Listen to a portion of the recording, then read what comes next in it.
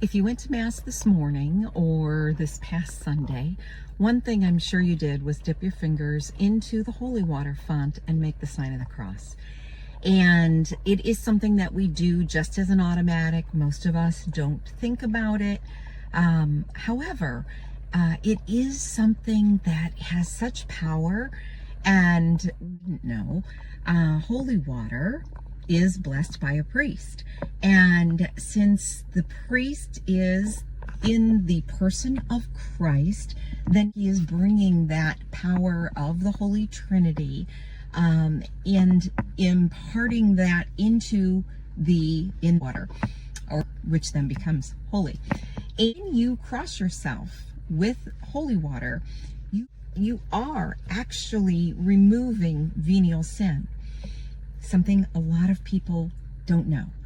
And so for me, once I learned about that, I thought, okay, let's do this. Let's just make sure that we are crossing ourselves with holy water on a regular basis. At my previous parish, there were 4 holy water fonts.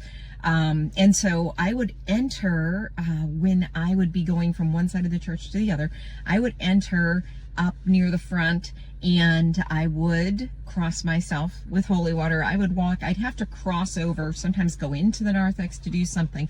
So I would bless myself at that font, go out into the narthex, then I would bless myself again at the next font, and then at the other font as I left. And I always made sure to bless myself each time, not just because I was removing venial sin, and just in case I did something in between one font and the other, but because the other part of that I added to the ritual, when I cross myself, I say, by this holy water and by thy precious blood, wash away my sins, O Lord.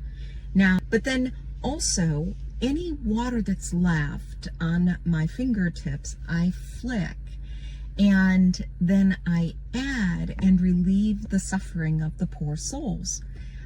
Because I heard that from a priest, and it was in relation to the idea that one drop of holy water was so very important to a soul in purgatory. And so that means that I'm helping those souls in purgatory at the same time, in that little ritual. And so even though I'm trying to limit myself, I think maybe this will take 2 videos. So until next time, God bless.